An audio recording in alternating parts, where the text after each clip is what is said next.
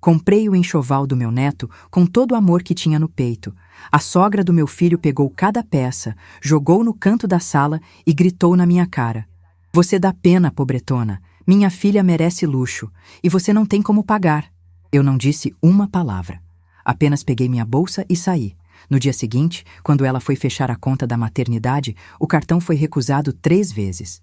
Seu rosto de deboche ficou em choque quando o gerente apontou a quem ela teria que implorar socorro. Eu ouvi o barulho do meu próprio coração quando aquelas sacolas foram esvaziadas no sofá de veludo bege. Não foi um som forte. Foi exatamente o oposto. Foi o silêncio pesado que vem depois de um impacto.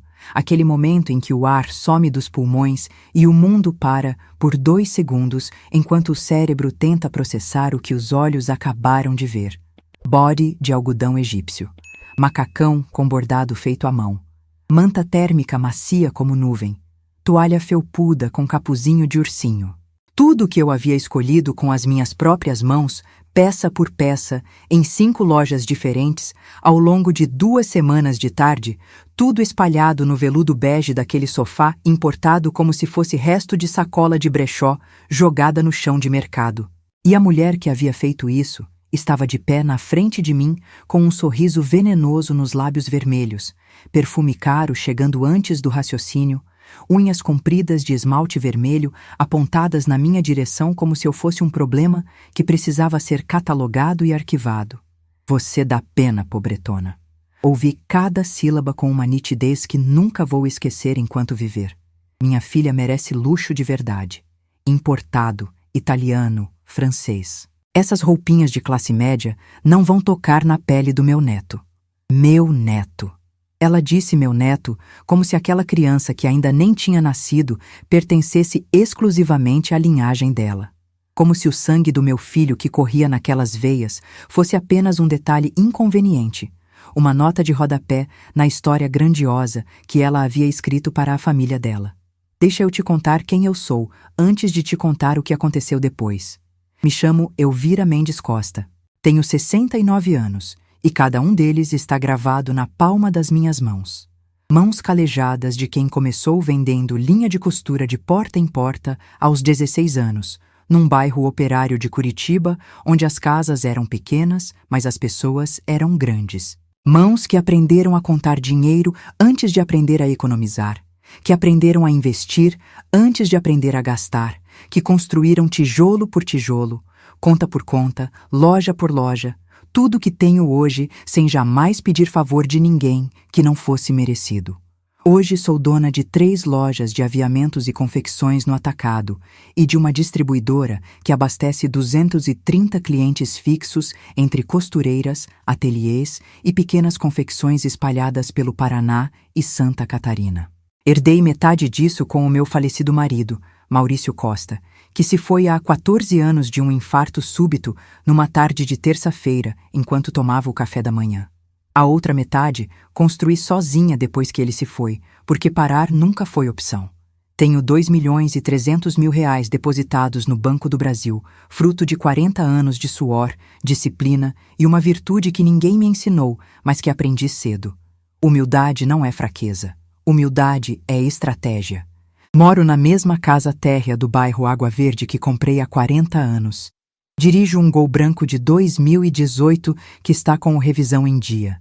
Vista-me com roupa confortável, calça de tecido, blusa discreta, sapato de couro com solado baixo. Não uso joia chamativa. Não ando com cartão de visita na mão. Não preciso. Quando as pessoas precisam de mim, elas me encontram.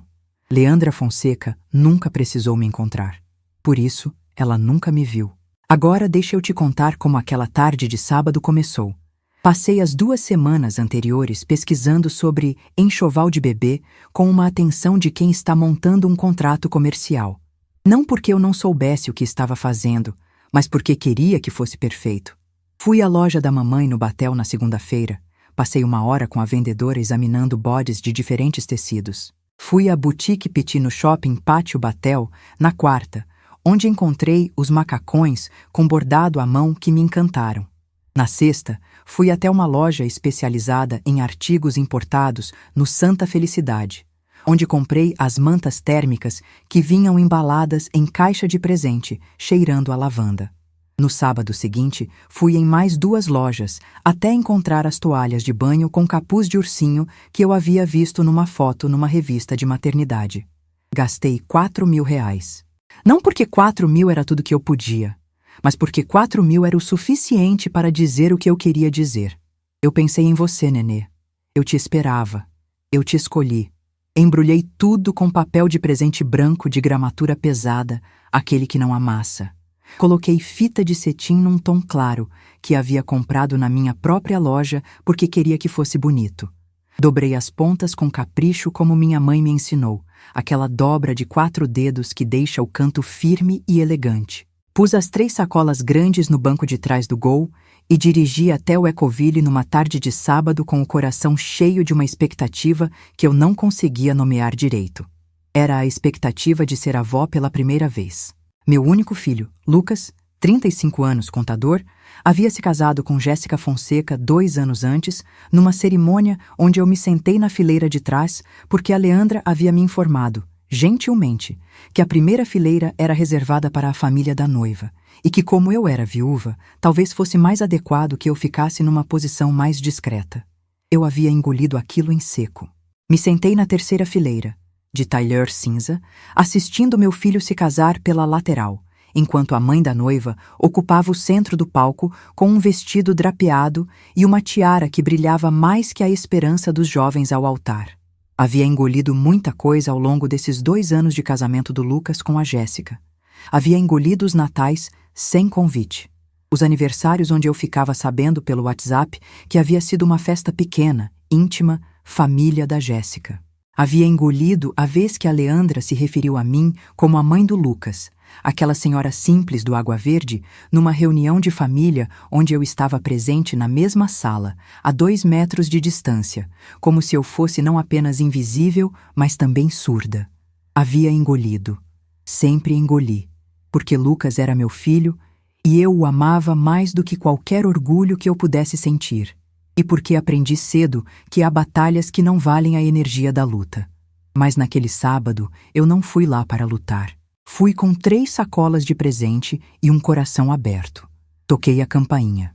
A empregada, uma moça jovem, uniforme preto, cabelo preso, olhar ansioso de quem anda na ponta dos pés dentro daquela casa, abriu a porta e me levou até a sala. A sala era grande, decorada com aquela ostentação calculada de quem contratou decorador caro e pediu para parecer revista. Sofá de veludo bege com almofadas bordadas, tapete persa que devia custar o salário anual de um professor, quadros abstratos na parede que custavam mais do que meu primeiro carro, teto com iluminação indireta, vasos de orquídeas brancas em todo canto, daquelas que ficam com suporte especial. Jéssica estava no sofá, barriga de 8 meses bem pronunciada, vestindo roupa de gestante de marca que eu reconheci porque vendia o tecido no atacado. Mexia no celular com aquele olhar vago de quem está presente, mas não está. Quando me viu, deu o sorriso que sempre me dava, educado, correto, vazio de qualquer calor. Oi, Elvira. Não sogra. Não dona Elvira. Elvira. Como se eu fosse uma colega de trabalho distante. Oi, Jéssica. Vim trazer o enxoval do bebê. Escolhi cada peça com carinho. Ela olhou para as sacolas com aquela expressão que eu já conhecia. Aquela mistura de constrangimento e resignação de quem está prestes a ter que administrar uma situação desconfortável. Antes que ela pudesse dizer qualquer coisa, ouvi os saltos. Saltos altos, batendo no piso de mármore, com aquela cadência de quem sabe que o barulho dos próprios passos é uma forma de anunciar poder. Cada clique era uma declaração. Eu estou chegando, parem tudo, prestem atenção. Leandra Fonseca entrou na sala como entra quem foi criado, acreditando que as outras pessoas são cenário. 54 anos, loura de salão, aquele louro platinado que precisa de retoque quinzenal e custa o que eu pagava de aluguel nos primeiros anos do negócio. Vestido branco justo, comprimento na altura do joelho, decote discreto mas calculado, unhas vermelhas longas, brincos de brilhante que faiscavam na luz da tarde. E o perfume. Meu Deus, o perfume. Chegou antes dela como uma nuvem densa, adocicado e almiscarado, enjoativo daquele jeito específico que acontece quando uma fragrância cara é usada em excesso por alguém que aprendeu que quantidade é sinal de qualidade. Aquele perfume ficou na minha roupa por horas depois que saí de lá. Ela olhou para mim, depois para as sacolas. Franziu a testa com aquela expressão de quem encontrou algo inesperado e levemente ofensivo. O que é isso?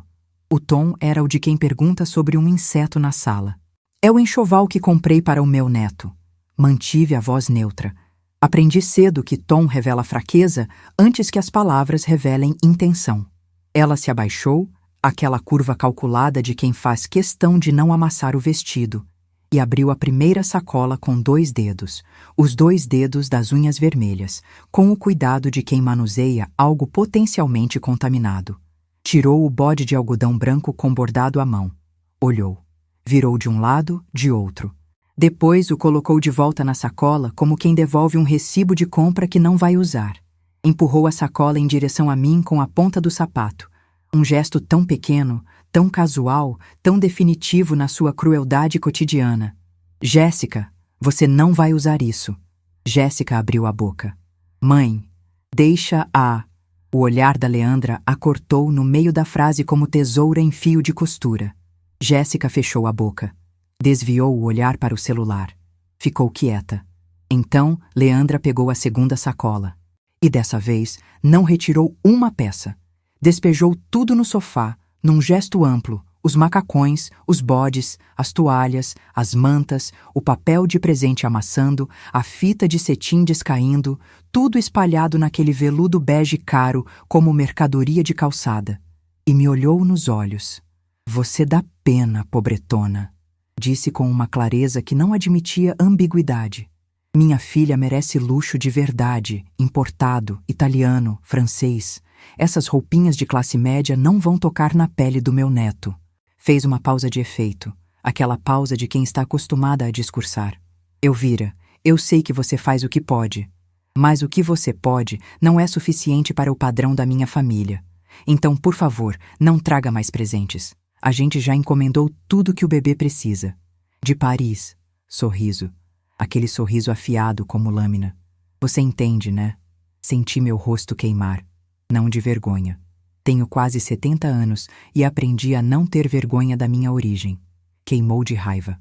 Uma raiva limpa, fria, daquele tipo que não grita, que não gesticula, que fica quieta e trabalha por baixo enquanto o mundo pensa que você está derrotada. Olhei para o Lucas. Ele tinha entrado na sala pelo corredor lateral, vindo do escritório onde ficava no fim de semana, quando tinha relatório para fechar. Ele havia parado no meio da entrada quando viu a cena.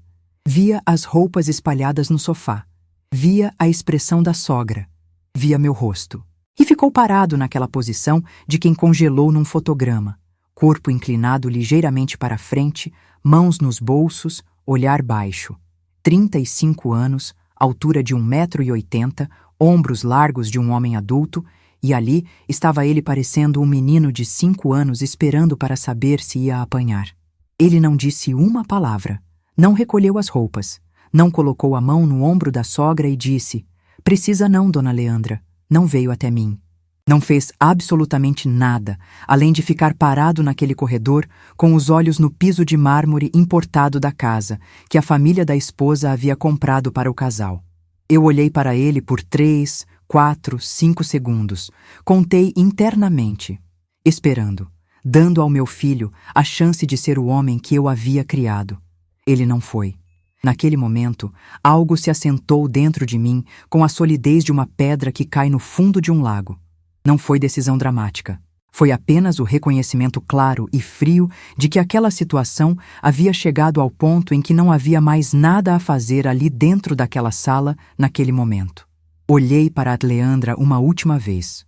Para aquele rosto tenso de procedimento estético, para aquelas unhas que nunca pegaram numa vassoura, ou num ferro de passar, ou numa máquina de costura, para aquela arrogância construída sobre dinheiro do marido e nenhuma obra própria. Depois olhei para a Jéssica, que estudava o celular com a concentração de quem está evitando a realidade. Depois para o Lucas, que continuava com os olhos no chão. Peguei a minha bolsa.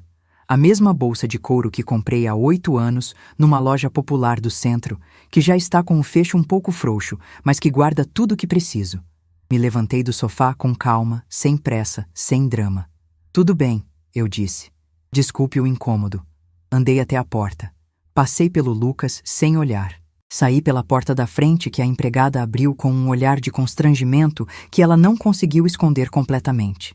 Entrei no meu Gol branco, coloquei o cinto, liguei o motor e dirigi até em casa com as mãos levemente tremendo no volante. Não de fraqueza, mas da contenção necessária para segurar uma coisa que, se eu deixasse sair ali, na frente da casa da Leandra Fonseca no Ecoville, seria grande demais para se guardar de volta. Mas antes de ligar o motor, fiz uma coisa. Tirei o celular da bolsa e mandei uma mensagem para o Antônio Vargas, meu gerente de conta no Banco do Brasil há 28 anos. Uma mensagem curta, direta. Antônio, preciso passar amanhã cedo na agência. Pode ser? É sobre o cartão empresarial. Guardei o celular, liguei o motor e fui embora. Eles achavam que eu havia saído derrotada. Achavam que as sacolas espalhadas no sofá eram a imagem final da história. Achavam que eu era o que parecia ser. Uma senhora simples, de carro popular, de roupa discreta, que tentou presentear a neta e foi devolvida para o seu lugar. Não sabiam que eu nunca fui ao meu lugar. Eu construí o meu lugar. E ele tem 7 dígitos no Banco do Brasil. Antes de continuar, preciso te perguntar uma coisa. Se fosse você, saía daquela sala calada igual a eu saí ou reagia diferente? Me conta nos comentários. Porque o que eu fiz no dia seguinte, muita gente não esperava. A mensagem do Antônio chegou às 7h42 da manhã seguinte. Passo bem, dona Elvira. Às 9 estou na agência. Te espero. Não dormi bem naquela noite. Deixa eu ser honesta com você, porque esse aqui é um espaço de verdade. Chorei. Não um choro de novela, não um choro performático de quem quer pena. Chorei daquele jeito feio, silencioso, que aparece tarde da noite quando você está sentada na sala com a televisão apagada e o único barulho é o da geladeira ligando e desligando, e a casa inteira parece grande demais para uma pessoa só. Chorei porque tinha passado 2 semanas escolhendo aquelas roupas com amor, dobrado cada peça, embrulhado com papel de presente branco, escolhido a fita com cuidado. E alguém tinha despejado tudo aquilo num sofá com a mesma energia que se descarta um saco de cebola. Chorei porque meu filho tinha ficado parado no corredor sem dizer uma palavra. Chorei porque fui ao casamento do Lucas e fiquei na 3ª fileira. Chorei porque os natais dos últimos 2 anos tinham sido eu sozinha com a irmã Beatriz, na ceia da instituição religiosa onde ela vive, comendo lentilha e bacalhau com gratidão genuína, mas com um buraco no peito que a lentilha não preenche. Chorei porque trabalhei a vida inteira, construí tudo o que tenho com as mãos, e mesmo assim havia uma mulher que me olhava com os olhos que se reservam para quem não conta. Chorei por mim mesma. E depois parei. Porque dignidade não aguenta muito tempo no chão. Fui até o banheiro. Me olhei no espelho. 69 anos de rosto. Rugas que são registros de expressões, não de decadência. Cabelo branco que eu deixei crescer depois que o Maurício se foi, porque ele dizia que eu ficava bonita assim. Olhos castanhos que viram muita coisa e ainda não viram tudo. Olhei para mim mesma por um tempo, como faço quando preciso me lembrar de quem sou. Então fui fazer café. Café fresco de manhã cedo é uma das últimas coisas simples que ainda me fazem sentir que a vida tem estrutura. O cheiro do pó na colher, a água aquecendo, o som do coador pingando no silêncio da cozinha. Me sentei com a minha xícara de cerâmica branca, aquela que o Maurício ganhou numa feira e que tem um pequeno lascado na borda que eu nunca mandei consertar porque seria jogar fora um pedacinho dele. E liguei para a irmã Beatriz. Ela atende sempre. Não importa o horário, não importa se é noite ou madrugada ou manhã muito cedo. Faz 32 anos que a Beatriz é religiosa na Ordem das Carmelitas Descalças. Vive numa rotina de oração e silêncio que ela escolheu aos 18 anos e nunca questionou. Mas ela nunca desligou o telefone para a família. Nunca desligou para mim. Elvira. A voz dela é daquele tipo que acalma sem tentar. Não tem o mel artificial de quem está tentando consolar. Tem a solidez de quem já viu muita dor e aprendeu que a melhor coisa que você pode fazer por alguém que está sofrendo é não fugir dela. Contei tudo. As sacolas, as roupas no sofá, as unhas vermelhas, o perfume enjoativo, a frase "Você dá pena, pobretona", o Lucas parado no corredor, a saída silenciosa. Contei com a voz firme no começo e depois fui perdendo o fio de contenção até terminar chorando de novo no telefone como adolescente, o que eu não faço há muitos anos. A Beatriz ouviu tudo, respirou fundo e, quando terminou o silêncio, disse: "Elvira, humildade é virtude, humilhação não é. Você tem o direito de se proteger, e se proteger às vezes significa mostrar quem você realmente é." Fiquei com aquilo reverberando dentro de mim o resto da manhã. Mostrar quem você realmente é. Minha vida inteira foi construída numa discreta recusa de mostrar quem eu sou. Aprendi com meu pai, que era operário numa fábrica de calçados e que tinha mais dignidade no olhar do que qualquer patrão que já o mandou, que quem precisa gritar o que tem é porque o que tem não fala por si mesmo. Aprendi com o Maurício, que levou 20 anos para convencer um fornecedor importante a visitar nosso depósito, não porque tínhamos medo de mostrar, mas porque sabíamos que quando o fornecedor chegasse, o que veria ia falar mais do que qualquer visita de apresentação.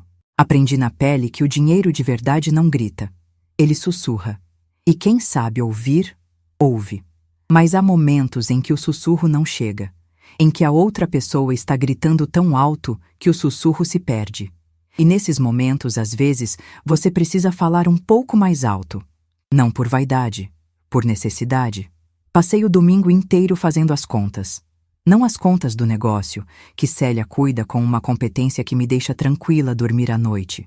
As contas da vida. Sentei na minha mesa de trabalho, aquela velha escrivaninha de madeira escura que o Maurício usava, com o cheiro de décadas de papelada e caneta esferográfica impregnado na madeira, e fiz um levantamento mental de tudo que havia sustentado silenciosamente ao longo dos 2 anos de casamento do Lucas com a Jéssica. O apartamento onde o casal morou antes da casa do Ecoville, os 3 meses de caução e o primeiro ano de aluguel, R$56 mil, que paguei sem dizer nada porque Lucas havia pedido emprestado e nunca devolveu, e eu decidi que não ia cobrar porque era meu filho. O casamento, não fui chamada para ajudar na organização, mas Lucas me ligou 2 semanas antes da cerimônia dizendo que tinham estourado o orçamento e pedindo ajuda. Depositei R$38 mil na conta dele. Não vi o dinheiro de volta. Não esperava.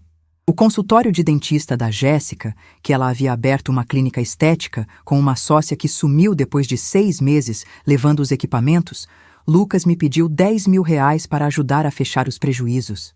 Depositei. As férias do casal em Portugal no ano passado, que Lucas disse que era viagem de aniversário de casamento e que tinha ficado acima do planejado, R$8 mil. Somei R$112 mil. Em 2 anos. Sem recibo, sem contrato, sem pedido de devolução.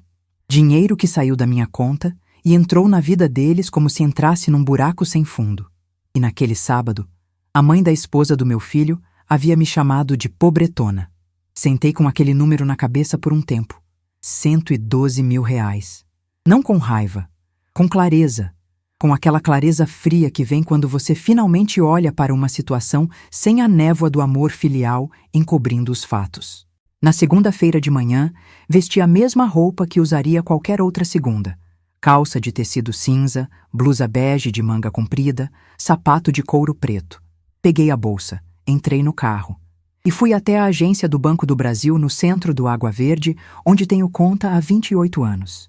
Antônio Vargas tem 63 anos, cabelo grisalho penteado para o lado, óculos de aros dourados, paletó cinza que deve ter 3 ou 4 anos, mas está sempre impecavelmente passado. Me conhece desde que eu tinha 41 anos e entrei naquela agência pela primeira vez com um envelope de dinheiro, as economias de anos de trabalho, para abrir a conta que ia financiar a expansão do negócio. Me recebeu naquela época com seriedade profissional e foi ficando ao longo de quase 3 décadas com um respeito que foi crescendo à medida que os números da minha conta foram crescendo. Ele me recebeu com o sorriso largo de sempre, me levou para a sala fechada, ofereceu café. Sentei, cruzei as mãos sobre a bolsa no colo e disse diretamente: Antônio, preciso aumentar o limite do meu cartão empresarial. Pode ser necessário fazer um pagamento grande nos próximos dias. Não dei detalhes. Não precisava. Ele assentiu, digitou no sistema com aquela eficiência de quem fez o mesmo movimento dezenas de milhares de vezes, resolveu a questão em menos de 15 minutos. Quando eu estava me levantando para ir embora, ele parou com as mãos sobre a mesa, aquele gesto de quem vai falar algo que está pesando. Hesitou. Dona Elvira, não é da minha conta, e não estou dizendo nada que não seja de conhecimento público nos sistemas do banco. Parou de novo. Eu esperando. A Fonseca Empreendimentos tem uma pendência fiscal em aberto há 60 dias. O sistema sinaliza automaticamente bloqueio preventivo em transações corporativas de alto valor até regularização. É protocolo padrão. Ficamos um momento em silêncio. Os dois. Ele olhando para mim com aquele olhar cuidadoso de quem disse o que precisava dizer, sem dizer mais do que devia. Eu processando o que havia ouvido. Depois me levantei, dei a mão para ele, saí pela porta de vidro da agência, entrei no meu Gol e fiquei sentada por um momento antes de ligar o motor. Não havia planejado nada. Não havia pedido nada. Mas o mundo às vezes se arranja para quem está de pé e de olhos abertos. Os dias seguintes foram uma reconstrução silenciosa. Voltei para as minhas lojas com uma presença que havia ficado um pouco distante nas semanas anteriores, quando estive absorta no universo do enxoval e da expectativa do neto. Célia, minha sócia, me olhou com aquele olhar de amiga antiga que não precisa de palavras para perguntar o que está errado. Me sentar com ela na sala de reuniões da distribuidora, com café na mão e contar o que havia acontecido foi como drenar um ferimento. Ela ouviu com a cara fechando progressivamente, aquela expressão dela de quem está muito brava, mas está contendo para não interromper. Quando terminei, ela ficou quieta por um segundo. Elvira, essa mulher não te conhece, mas vai conhecer. Não disse mais nada. Não precisou. Comecei a caminhar de manhã cedo, algo que havia parado de fazer quando o Maurício se foi porque a rua ficou mais silenciosa sem ele do lado. Voltei ao parque a 6 quadras de casa, aquele com os pinheiros altos e o lago artificial onde os patos caminham com aquela dignidade cômica de quem acha que o mundo existe para eles. Caminhei 40 minutos por dia durante aquela semana. Respirei ar frio de manhã de Curitiba, que tem aquele cheiro específico de pinheiro e umidade que é diferente de qualquer outra cidade que já visitei. E fui me sentindo devagar, eu mesma de novo. Não precisava de ninguém para me dizer que era suficiente. Nunca precisei. Mas às vezes a gente esquece isso quando alguém passa perto gritando o contrário. Fui à missa no domingo seguinte, sentei no banco de madeira dura da igreja Nossa Senhora de Lourdes, onde vou desde que me mudei para o Água Verde. Fechei os olhos e fiquei em silêncio por um tempo. Não com raiva, não com planos, apenas em silêncio, deixando a clareza assentar. Foi na terça-feira depois disso, numa tarde comum, que o telefone tocou.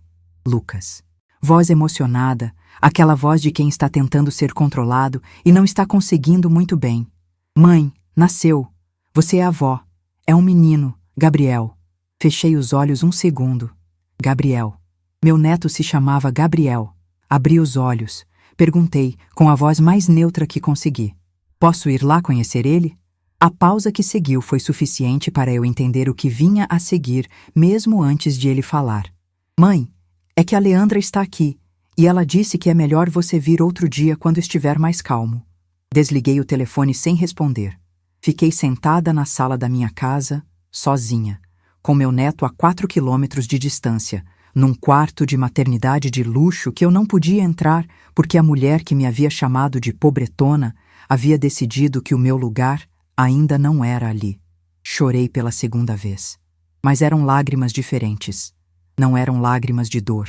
Eram lágrimas de transição, aquelas que aparecem quando uma coisa termina e outra começa, quando você percebe que a versão que você era antes daquele momento vai ficar para trás porque tem que ficar. Na manhã seguinte, o telefone tocou às 8 da manhã. Antônio Vargas. Dona Elvira, lembra do que conversamos? Não era pergunta. A senhora pode querer passar por aqui hoje. Agradeci. Desliguei, penteei o cabelo, vesti a roupa que estava. Peguei a bolsa com o cartão empresarial Platinum que quase nunca uso. Entrei no carro, mas ao invés de ir para o banco, fui direto para a maternidade Santa Cruz, porque meu neto estava lá, e chegou a hora. Quando entrei no setor financeiro da maternidade Santa Cruz naquela manhã, não havia planejado um discurso, não havia ensaiado, não havia calculado exatamente o que diria ou faria. O que eu tinha era informação, um cartão de crédito empresarial com limite suficiente e a clareza fria de quem passou 2 noites com os olhos abertos processando as peças de um quebra-cabeça que o mundo havia espalhado na minha frente. Ela estava lá, Leandra Fonseca. De pé no balcão do financeiro do 3º andar, voz alta com aquela ressonância de soprano irritado que atravessa paredes, gesticulando com as mãos de unhas vermelhas na direção de uma funcionária de jaleco branco que mantinha a calma com aquela compostura de quem está treinada para lidar com pessoas que acreditam que o volume da voz é diretamente proporcional à razão que tem. Isso é um absurdo. Vocês vão me processar. Meu marido é empresário. Vocês sabem quem eu sou? A funcionária, plaquinha com o nome Mariana, cabelo preso, olhar sereno como o lago de manhã cedo, repetia com paciência de catequista. Senhora, o cartão foi recusado. Precisamos de outra forma de pagamento para a liberação do quarto. Caminhei até o balcão. Leandra me viu. A expressão dela passou por confusão, irritação, e depois se instalou numa composição estranha que levou alguns segundos para eu identificar. Desconforto. Pela primeira vez desde que eu conhecia aquela mulher, ela parecia não saber o que fazer com a situação. O que você está fazendo aqui? A voz já estava a alguns graus abaixo do que estava um momento antes. Ignorei ela. Olhei para a Mariana. Quanto é a conta? A moça checou o sistema com aquela atenção cuidadosa de quem sabe que o número que vai dizer é relevante. R$ 74.480, senhora. Abri a bolsa. Tirei o cartão empresarial do compartimento de couro onde vive praticamente sem uso porque a maioria das minhas compras são transferência bancária ou boleto. Aquele cartão de titânio com o nome Elvira M. Costa, gravado em relevo. Coloquei no balcão. Pode passar. O silêncio que se fez depois disso tinha textura. Era aquele silêncio denso de sala fechada, como quando a pressão muda antes de uma tempestade. A Mariana pegou o cartão, ligou para a operadora conforme procedimento padrão para valores altos, trocou algumas palavras breves no telefone, digitou os números com atenção. Eu fiquei de pé, bolsa no braço, olhando para o ponto médio acima do monitor da funcionária. Leandra ficou ao meu lado sem falar, sem se mover, com aquela qualidade de presença de quem parou de saber como existir no espaço. A máquina emitiu um bip. Aprovado. A Mariana me entregou o comprovante com 2 mãos, como se a formalidade do gesto honrasse o valor da transação. Obrigada, senhora Costa. Está tudo quitado. Peguei o papel, dobrei ao meio, coloquei na bolsa com calma. Então olhei para a Leandra, aquela mulher que havia empurrado o enxoval com a ponta do sapato, que havia dito você dá pena, pobretona com a mesma entonação de quem comenta o tempo, que havia me impedido de estar presente quando meu neto nasceu. Olhei para ela com uma calma que não precisei fabricar porque estava ali, instalada em mim desde que o Antônio tinha me dado aquela informação e eu havia entendido que o mundo às vezes resolve seus próprios desequilíbrios, desde que você esteja de pé quando chega a hora. Leandra, eu poderia ter ficado em casa. Poderia ter deixado você resolver isso sozinha. Falei devagar, sem elevar a voz, num tom que estava muito abaixo do dela, mas que ocupava o espaço de uma forma diferente. Mas não fiz isso. Sabe por quê? Ela não respondeu. Os olhos dela estavam arregalados, fixos em mim, com aquela expressão específica de quem está tendo que remontar uma narrativa inteira que achava que sabia de cor. Porque meu neto está nesse hospital. E eu não separo o que é do menino do que é da família dele, mesmo quando essa família ainda não aprendeu a me ver direito. Ela tentou falar. A voz saiu trêmula, fragmentada, sem o suporte que costumava ter. Eu não sabia, interrompi. Não de forma cruel, mas com firmeza. Não sabia porque decidiu que não precisava saber. Decidiu que eu era pobre porque dirijo carro popular e moro em casa simples. Esqueceu de perguntar quem eu era antes de decidir quem eu não era. Virei as costas. Dei 2 passos em direção ao elevador. Parei. Olhei por cima do ombro uma última vez, não com drama, mas porque havia uma última coisa que precisava ser dita. Ah, e Leandra, o enxoval que você recusou? Cada peça foi escolhida a dedo. Custou R$ 4.000. Não porque eu não podia pagar mais, mas porque preço não define amor. Fiz uma pausa. Você vai aprender isso um dia, espero. Entrei no elevador. Subi para o quarto onde estava meu neto. Mas não foi ali que a história teve o seu verdadeiro ponto de virada. O momento em que tudo ficou claro de verdade veio 2 semanas depois, numa noite de terça que parecia absolutamente comum até não ser mais. Eu estava na sala, depois do jantar, ouvindo uma série de áudios de WhatsApp que havia deixado acumular durante o dia, mensagens de fornecedores, clientes, a Célia com um relatório de estoque. Quando cheguei no último áudio da lista, percebi que não era para mim. Era uma mensagem encaminhada pelo Lucas, sem querer. Uma dessas que chegam quando alguém clica no contato errado no celular. O áudio tinha 47 segundos. Reconheci a voz da Leandra nos primeiros 3. Não vou reproduzir palavra por palavra o que ela disse, mas o resumo é este. Ela estava falando com alguém. Por fragmentos da conversa, parecia ser a própria Jéssica, e discutia um plano de transferir o imóvel do Ecoville, aquela casa que a família Fonseca havia dado de presente de casamento para o casal, para o nome exclusivo da Jéssica, por meio de um instrumento jurídico que, se eu não entendi mal os termos que ela usou, excluiria o Lucas de qualquer direito sobre o bem em caso de separação. E mencionou que havia uma consultora jurídica envolvida. E mencionou que isso precisava acontecer antes do registro de nascimento do Gabriel, que estava marcado para a semana seguinte. Fiquei com o celular na mão por um longo momento. Repliquei o áudio 3 vezes. Depois fui até a escrivaninha do Maurício, sentei e fiquei olhando para a parede por alguns minutos com aquela concentração de quem está catalogando informações antes de decidir o próximo passo. Não era raiva o que eu sentia. Era algo mais frio do que isso. Era o reconhecimento de que a humilhação do enxoval havia sido apenas a superfície de algo que ia mais fundo. Que Leandra Fonseca não era apenas uma mulher arrogante que havia desprezado a minha origem. Ela era alguém que estava, de forma ativa e calculada, trabalhando para garantir que meu filho, o pai do meu neto, ficasse em posição de vulnerabilidade dentro do próprio casamento. E que meu filho não sabia. Liguei para a Beatriz naquela mesma noite. Contei o áudio. Ela ouviu em silêncio. Quando terminei, disse apenas: Elvira, você precisa de um advogado e precisa falar com o Lucas. Respondi: ainda não. Primeiro preciso entender o que estou enfrentando. Ela não discutiu. Nunca discute quando eu tomo uma decisão no tom que tomei. Na manhã seguinte, liguei para a Célia. Preciso do nome do advogado que você usou no caso do fornecedor do ano passado. Ela me deu o número em 30 segundos. Marque uma consulta para aquela tarde. O escritório do Dr. Fernando Bastos ficava num prédio comercial no Batel, 8º andar, com aquela vista de Curitiba que parece mais arrumada de cima do que de perto. Ele me recebeu com a seriedade de quem cobra bem pelos serviços, mas entrega o que promete. Expliquei a situação, o áudio, os termos que havia ouvido, minha preocupação com os direitos do meu filho sobre o imóvel. Ele ouviu, fez perguntas objetivas, tomou notas numa caderneta de capa dura.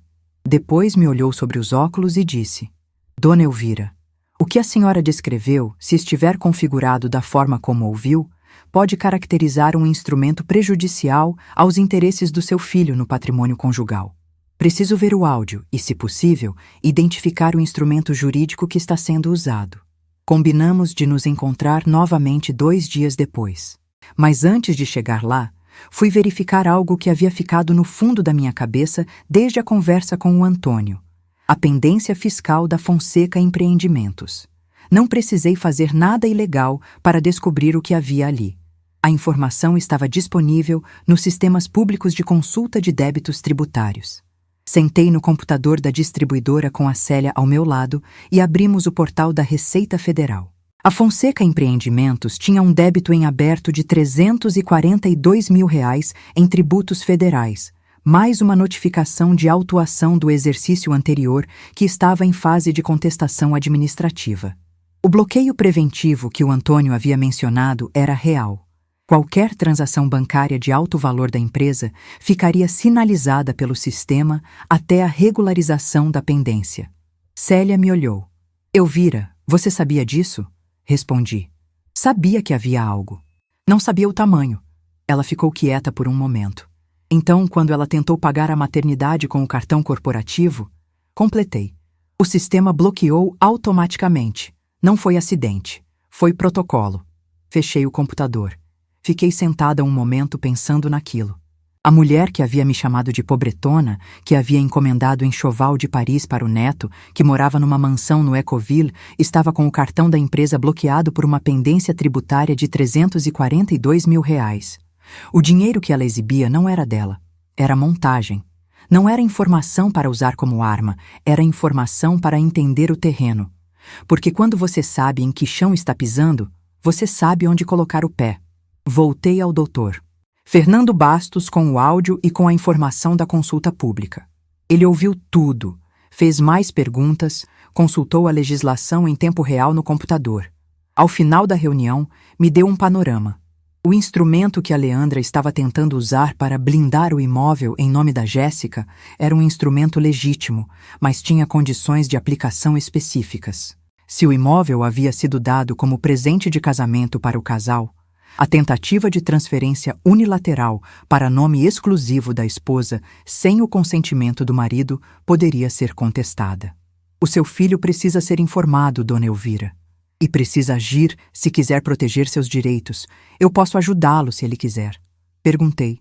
Quanto tempo tínhamos antes do registro de nascimento do Gabriel, que era quando a Leandra havia mencionado que precisava estar resolvido. Ele consultou o áudio de novo. Se for o que ela disse, menos de uma semana. Saí do escritório com um prazo e um plano. Primeiro, falar com o Lucas. Não como acusação, não como revelação dramática, como mãe que tem uma informação que o filho precisa ouvir. Segundo, reunir tudo o que havia levantado de forma organizada para que o Lucas e o advogado pudessem decidir os próximos passos. Terceiro, garantir que quando a Leandra fizesse o próximo movimento, ela encontrasse a situação diferente do que esperava. Liguei para o Lucas naquela tarde. Filho, preciso te ver. Não é urgência de hospital, mas é importante. Pode ser aqui em casa amanhã de manhã? Ele veio no dia seguinte, às 10 da manhã, sem a Jéssica. Entrou com aquela expressão de quem não sabe o que vai encontrar. Me sentei com ele na mesa da cozinha, com café passado e o caderno de anotações à minha frente, e abri o assunto diretamente. Contei o áudio. Contei o que havia apurado com o Dr. Fernando Bastos. Contei a pendência fiscal da empresa dos pais da Jéssica. Não com drama, não com raiva, não com lágrimas. Com os fatos dispostos na ordem em que havia-os descoberto, claros e verificáveis. Lucas ficou ouvindo em silêncio, o rosto mudando conforme as informações chegavam. Quando terminei, ficou quieto por um longo tempo. O café esfriou na xícara. Depois disse devagar: Mãe, a Jéssica sabe disso? Respondi: Não sei. Mas a conversa no áudio era com ela, e ela não interrompeu. Ele assentiu, devagar, como quem processa algo pesado. Você acha que ela... Interrompi com cuidado. Filho, eu acho que sua esposa é jovem, que a mãe dela exerce muita influência e que às vezes a gente deixa outras pessoas tomar decisões que deveríamos tomar nós mesmos. O que eu acho que você precisa fazer é falar com o Dr. Fernando Bastos antes que o registro do Gabriel aconteça. Depois disso, você e a Jéssica resolvem o que for de vocês. Lucas ficou sentado na minha cozinha por mais 1 hora. Ligou para o Dr. Bastos. Marcou reunião para aquela tarde. Quando foi embora, me abraçou na porta, aquele abraço de filho que faz muito tempo que não vinha, e disse apenas: Mãe, me desculpa. Eu disse: Vai resolver o que precisa resolver. Fechei a porta. Me apoiei nela por um momento. Respirei fundo. A armadilha não estava pronta ainda, mas estava sendo montada. E desta vez não foi a Leandra que montou. 4 dias antes do registro de nascimento de Gabriel, o Dr. Fernando Bastos me ligou às 7h30 da manhã. Voz calma, aquela calma profissional de quem tem notícias significativas, mas aprendeu a não dar na voz antes da hora. Dona Elvira, o Lucas tomou as providências. Temos um panorama claro agora. Precisamos de uma conversa com todas as partes. Perguntei. Quando? Ele respondeu. Quanto antes. O senhor Henrique Fonseca, pai da Jéssica, não sabe de nada do que está sendo tramado. Confirmei isso ontem. Fiz uma pausa. Como você confirmou? Respondeu com cuidado. Advogado-cliente é confidencial, dona Elvira, mas posso dizer que temos provas suficientes para a conversa que precisamos ter. Combinamos a reunião para 2 dias depois, num sábado pela manhã. Local, minha sala. Não a mansão do Ecoville. Não o escritório do advogado. Minha sala. A sala da casa térrea do Água Verde, onde morei por 40 anos, com o sofá de tecido que está com o braço direito um pouco gasto de tanto uso, a mesa de madeira com a mancha de café que o Maurício fez há 20 anos e que nunca saiu completamente, a estante com fotos do Lucas desde bebê até adulto, a janela que dá para o jardim onde o jasmim floresce no começo do inverno. Minha sala, no meu chão, com as minhas regras. Na sexta-feira, preparei tudo com a meticulosidade de quem está montando um dossiê comercial. Peguei a pasta de couro que uso para reuniões de negócio, aquela com o logo discreto da Costa Aviamentos, gravado no canto inferior. Dentro, cópias dos comprovantes de transferência dos R$112 mil que havia enviado ao Lucas ao longo de 2 anos, organizados por data e valor. A consulta pública da pendência fiscal da Fonseca Empreendimentos, impressa e destacada nos valores relevantes. O resumo que o Dr. Fernando Bastos havia preparado sobre o instrumento jurídico que a Leandra tentava usar para blindar o imóvel. E uma última folha que eu havia preparado sozinha naquela madrugada, com os números simples e diretos da minha situação financeira. O saldo bancário, o faturamento anual das lojas, o valor da distribuidora estimado por avaliação de mercado que havia feito 2 anos antes para fins de planejamento sucessório. Não por vaidade. Para que os números falassem por mim com a clareza que eu havia decidido não me poupar mais de usar. Liguei para o Lucas na sexta à tarde. Amanhã de manhã, às 10, você vem aqui com a Jéssica. Chama a Leandra também. Pausa. Mãe, a Leandra não vai... Interrompi. Lucas, você a chama. O que ela decide é problema dela. Ele ficou em silêncio por um segundo. Tá bem, mãe. Desliguei. Fui para a cozinha, fiz jantar para mim mesma, comi com calma. Depois preparei o café da manhã para o dia seguinte com antecedência, aquele jeito que o Maurício achava engraçado. Coar, guardar na garrafa térmica, deixar tudo pronto para não ter trabalho pela manhã. Dormi 7 horas, o que para mim é sono profundo. Acordei às 6.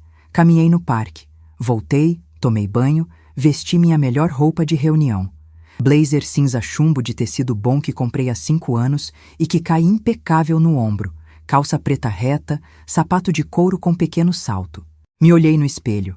69 anos de rosto sério, cabelo branco arrumado, postura direta de mulher que passou 40 anos em pé atrás de balcão e mesa de reunião. Estava pronta. Às 9h45, o Dr. Fernando Bastos chegou. Coloquei a pasta de couro na mesa da sala. Ele colocou a dele ao lado. Bebemos café em silêncio. Às 10h12, o carro do Lucas parou na frente da casa. Eu observei pela janela. Lucas descia primeiro, depois a Jéssica com o Gabriel no bebê conforto. Depois, de um carro diferente, o SUV branco que eu reconheci, Leandra. Ela havia vindo. Bom, quando abri a porta, o rosto da Leandra fez aquela composição de desconforto que eu havia visto no setor financeiro da maternidade. Aquela expressão de quem chegou a um terreno que não conhece e está calibrando. Ela olhou para a fachada da minha casa. Casa simples. Fachada em reboco pintado. Jardim cuidado, mas sem ostentação. Entrou com aquele passo de quem está coletando informações para construir uma narrativa de desdém, mas ainda não encontrou o ângulo certo. Elvira. Cumprimento seco. Sem calor, mas sem a arrogância de antes. Ainda estava se posicionando. Leandra, pode sentar. Indiquei o sofá. Ela se sentou na ponta, aquela postura de quem não quer encostar completamente no móvel. Lucas e Jéssica se sentaram no sofá do lado. Jéssica com o Gabriel adormecido no colo, cara fechada de quem sabe que a conversa não vai ser fácil. Lucas olhou para mim com aquele olhar de filho que está tentando entender o que a mãe está fazendo. Dei a ele um aceno discreto com a cabeça que significava Confia em mim. Ele ficou quieto. O Dr. Fernando Bastos se apresentou. Leandra franziu a testa. Advogado? Que é isso, Elvira? Você me chamou para... Interrompi. Leandra, me deixa falar primeiro. Depois você fala o que quiser. Ela fechou a boca. Havia algo na minha voz naquele momento que ela não havia encontrado antes. A firmeza tranquila de quem chegou ao fim de um processo e sabe exatamente o que está fazendo. Me sentei na poltrona à cabeceira da mesa, onde sempre me sento nessa sala. Abri a pasta de couro. Vou começar pelos números, porque números não mentem e não têm sentimento. Tirei a primeira folha, os comprovantes. Ao longo dos 2 anos desde o casamento do Lucas com a Jéssica, realizei transferências bancárias para a conta do meu filho nos seguintes valores: R$56 mil para calção e primeiro ano de aluguel, R$38 mil para complemento das despesas do casamento, R$10 mil para ajuda com o prejuízo da clínica odontológica, R$8 mil para as férias em Portugal. Total, R$112 mil, sem recibo, sem contrato, sem pedido de devolução. Coloquei a folha na mesa. Não estou cobrando isso. Estou documentando o que existia. Jéssica olhou para o Lucas. Lucas olhou para a mesa. Leandra ficou imóvel. Segunda questão. Tirei a segunda folha. A consulta pública fiscal. A Fonseca Empreendimentos tem uma pendência tributária em aberto de R$342 mil. Mais uma autuação em fase de contestação. Isso é informação pública, disponível em portal federal. É por isso que o cartão da empresa foi recusado na maternidade naquele dia. Coloquei na mesa. Não estou usando isso contra ninguém. Estou colocando no contexto do que vou dizer a seguir. Leandra começou a dizer algo. Levantei a mão, um gesto breve, mas definitivo. Ainda não terminei. Terceira questão. Tirei a folha com o resumo do Dr. Bastos. Há 2 dias, um áudio de WhatsApp chegou até mim por engano. Era uma conversa onde se discutia a transferência do imóvel do Ecoville, que foi dado como presente de casamento para o casal, para o nome exclusivo da Jéssica, por um instrumento jurídico que, se aplicado conforme descrito no áudio, excluiria os direitos do Lucas sobre o bem em caso de separação. A intenção expressa era que isso acontecesse antes do registro de nascimento do Gabriel. Pausei. O Dr. Bastos vai explicar as implicações legais dessa tentativa. O advogado abriu a pasta dele. Falou por 10 minutos com aquela clareza de quem domina o assunto e sabe que a audiência não tem saída fácil. Leandra foi ficando mais pálida à medida que ele falava. Jéssica começou a chorar silenciosamente, as lágrimas descendo pelo rosto enquanto ela olhava para o bebê adormecido no colo, como se estivesse pedindo perdão para ele antes de poder pedir para os outros. Lucas ficou de rosto fechado, aquele fechado específico de quem está absorvendo uma informação que muda a estrutura de algo que achava que sabia. Quando o Dr. Bastos terminou, o silêncio na sala tinha uma qualidade física. O cheiro de café frio na garrafa térmica, o som distante de um carro na rua lá fora, a respiração irregular da Jéssica. Leandra tentou se recuperar. Elvira, você não entendeu o que estava acontecendo. Aquilo era uma conversa inicial. Nada estava decidido. Eu estava apenas... Interrompi. Leandra, eu entendo exatamente o que estava acontecendo. Entendo porque passei a vida toda num negócio onde as decisões têm consequências reais e onde ignorância não é defesa. Fiz uma pausa. Mas não vim aqui para destruir ninguém. Vim aqui para que as coisas fiquem claras. Me levantei. Tirei a última folha da pasta. Os números da minha situação financeira. Quando você me chamou de pobretona na frente da minha nora grávida, você tomou uma decisão baseada em uma hipótese que não verificou. Decidiu que eu era pobre porque meu carro é popular e minha casa é simples. Decidiu que eu não tinha condições, que eu não tinha peso, que eu era uma peça descartável nessa família. Coloquei a folha na mesa. Esses são os meus números. Não estou mostrando por vaidade. Estou mostrando porque você precisa entender o seguinte. Em 40 anos de trabalho, nunca precisei provar nada para ninguém. Nunca precisei mostrar extrato. Nunca precisei de aprovação. Mas às vezes o silêncio é mal interpretado. E silêncio mal interpretado gera situações como essa. Leandra olhou para a folha. Os olhos dela pararam nos números. Vi, naquele momento, algo que nunca havia visto na expressão dela. O processamento de uma informação que desmontava uma narrativa inteira. Eu paguei a conta da maternidade do Gabriel porque meu neto estava lá e eu não separo o amor do filho das dificuldades da família. Mas que fique claro, não fiz isso porque devia. Fiz porque escolhi, e escolhas têm significado diferente de obrigações. Me virei para o Lucas. Filho, o Dr. Bastos vai te orientar sobre seus direitos em relação ao imóvel. Você e a Jéssica vão decidir o que querem fazer com esse casamento e com essa família. Não é minha decisão, é de vocês. Lucas assentiu. Jéssica continuava chorando baixinho, sem tentar se defender, sem tentar manipular. Havia algo naquele choro que era diferente do pranto performático que eu havia aprendido a identificar em pessoas que usam lágrimas como ferramenta. Era genuíno, feio, sem estratégia. Jéssica, ela me olhou. Você deixou sua mãe tomar decisões que eram suas. Isso vai ter consequências que você vai ter que trabalhar. Mas você é jovem, você é mãe, e você tem um marido que te ama mais do que merece às vezes. O que você faz com isso é escolha sua. Jéssica assentiu, limpando o rosto com a manga da blusa, sem palavras. Me virei para a Leandra uma última vez. Ela estava sentada na ponta do sofá, rígida, com aquele rosto tenso de quem está contendo muita coisa que não tem mais o espaço de antes para sair. Leandra, você é inteligente o suficiente para saber que o que tentou fazer poderia ter destruído sua filha tanto quanto meu filho. Isso é tudo o que tenho a dizer. Fechei a pasta de couro. O doutor Bastos vai ficar um pouco mais para explicar os próximos passos ao Lucas. Você pode ficar se quiser. Se não quiser, está liberada. Ela ficou por mais 40 minutos. Não porque quis, mas porque Lucas pediu que ela ficasse para ouvir as orientações do advogado junto com a Jéssica. Ela ficou quieta o tempo todo. No final, quando o advogado terminou e as pessoas começaram a se levantar, Leandra se aproximou de mim na entrada da sala. Ficou de pé a 1 metro de distância, sem o salto que geralmente dava a ela aquela sensação de superioridade de postura. Estava de sapatilha naquele dia. E de repente pareceu a sua idade, talvez até mais velha. Eu vira. Pausa. Eu errei. Mais pausa. Não sei se tem como desfazer. Olhei para ela por um momento. Não tem como desfazer, Leandra. Tem como não repetir. Ela assentiu. Saiu pela porta. Eu não fui atrás. Lucas ficou até o final da tarde. Conversamos na cozinha, enquanto Jéssica dormia no quarto de hóspedes com o Gabriel. Uma conversa longa, daquelas que ficam em aberto por muito tempo e de repente precisam acontecer de uma vez.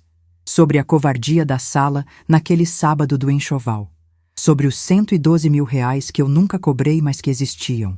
Sobre quem ele queria ser como pai, como filho, como marido. Não chorei nessa conversa. Lucas chorou, às vezes. Eu ouvi. Às vezes falei. Às vezes fiquei em silêncio enquanto ele processava coisas que levam tempo para ter forma. Quando foram embora, fiquei na porta da frente observando o carro sumir na rua. O sol estava baixo, aquela luz laranja de tarde de outono em Curitiba que deixa tudo com uma cor de coisa que está terminando e começando ao mesmo tempo. Fechei a porta. Voltei para a minha sala. Me sentei na poltrona à cabeceira da mesa, com a pasta de couro fechada na frente de mim e o silêncio da casa ao redor. E fiquei um longo tempo sem fazer nada além de respirar. Alguns meses se passaram. A Fonseca Empreendimentos regularizou a pendência tributária. Ouvi isso pelo Dr. Bastos em conversa lateral, sem detalhes, porque não era informação que eu havia pedido e ele me deu apenas o suficiente para saber que o assunto havia sido resolvido sem desdobramentos maiores para a família. O instrumento que Leandra tentava usar para blindar o imóvel foi abandonado. O imóvel do Ecoville continua no nome do casal, onde sempre deveria ter ficado. Leandra Fonseca não me ligou, não me mandou mensagem. Mas o Lucas me contou que ela havia pedido a Jéssica que comunicasse a mim que estava disponível para conversar se eu quisesse. Não quis. Não por rancor, que é um peso que não carrego mais há muitos anos. Mas porque há conversas que só fazem sentido quando ambos os lados estão prontos. E eu não estava. E talvez ela também não estivesse ainda de verdade.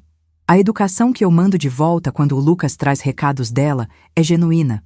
Mas distância também é uma forma de respeito por si mesmo. O Lucas vem toda semana.